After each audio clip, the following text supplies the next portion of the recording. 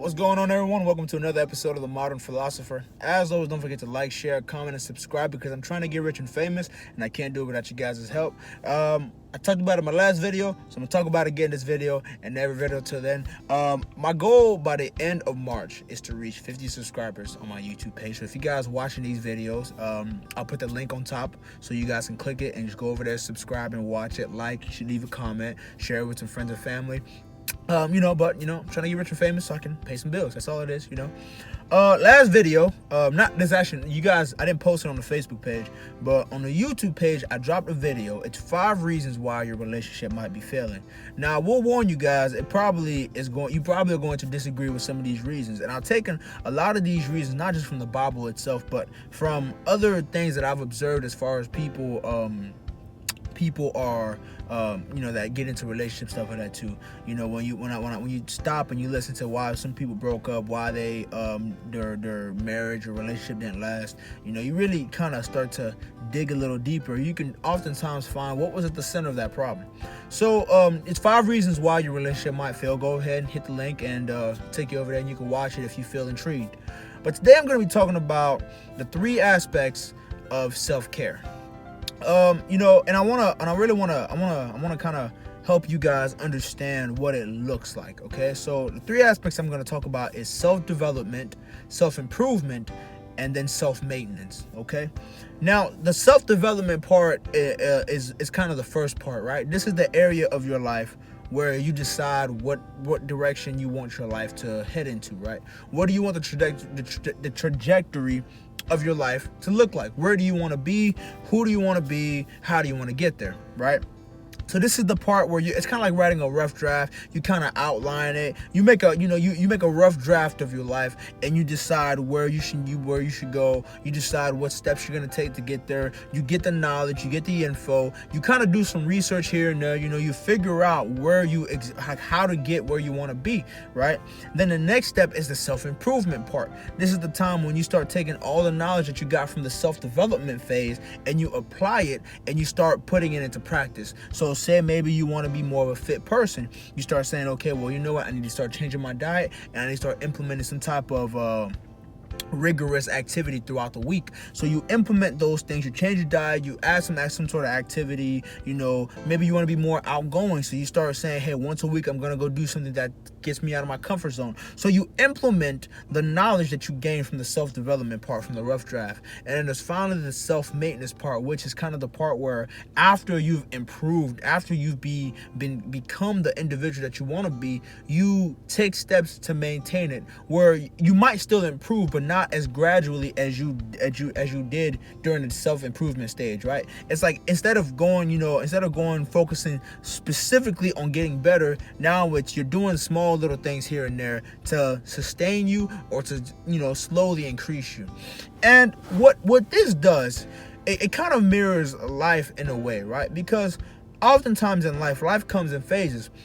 So I'm realizing now, because I'm 24, about to be 25 next month, there's certain stages in life, and with these stages come a certain level of responsibility, or at least maturity as well too. So in the 20s, you're kind of in the workforce, you're kind of starting to find yourself. You decide where you want to go, what avenues in life you want to pursue, the type of, just overall, it's the rough draft for your life. And you'll hear a lot of older people tell you that, your 20s are, they tell you, oh, have fun in your 20s. I disagree. You should have fun, but also be serious about who you want to be. Then your 30s is when you take the knowledge you apply from your 20s and you become better, right? You start to improve on certain things. You get more skills. You become more knowledgeable, right? At this point in your 30s, you've probably already become sort of not a master, but you've become pretty good at whatever it is you're trying to do.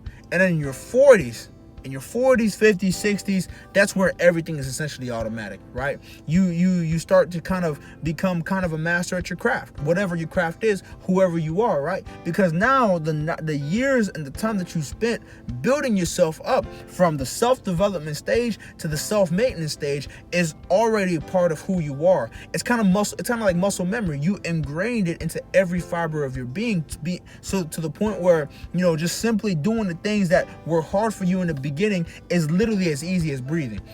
And so now you can start, going different directions. You can start doing different things, but you got to keep keep maintaining yourself. And there's a reason why I call it self-maintenance, because although you are no longer the primary focus of your life at that point, you probably have family, you probably have kids, that you're taking care of. There's probably some type of responsibility that you have that is taking the primary focus. You still have some type of responsibility to yourself. So you owe it to yourself to keep maintaining yourself, right? So, maybe you can't go to the gym 5 times a week, but, you can every day, you can go, for about 20-15 minutes, go for a run. That's part of self-maintenance. Maybe at this point, you can't eat like you used to eat, so you add a little bit more healthy food, or you change your diet a little bit, certain things like that. It's the self-maintenance part that keeps up with the work that you did previously.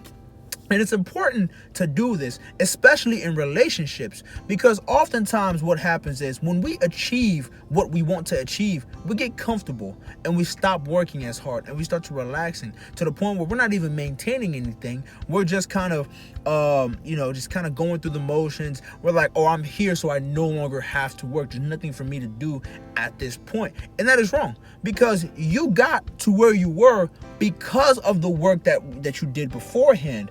But you're not going to get any better if you all of a sudden quit working.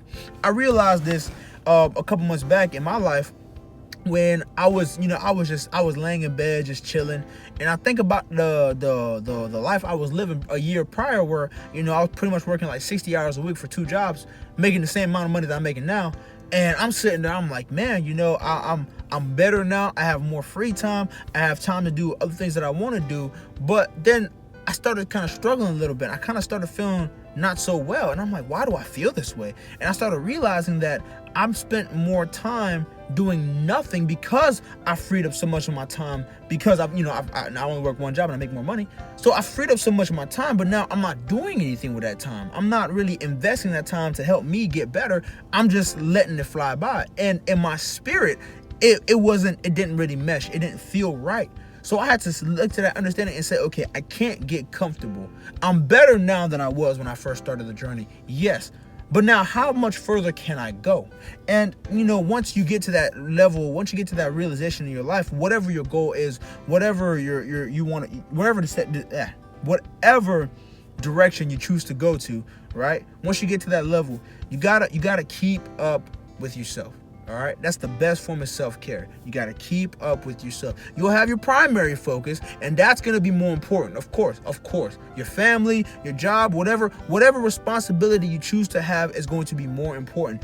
But you can't forget about yourself. You can't forget to keep up with the things that helped you become who you are. Because although it is already muscle memory, you're probably already good at it. You probably already know what you're doing, right? Doesn't mean that you can just take time off and stop doing it, because it's going to start little by little. It's going to start to deteriorate, and it's going to start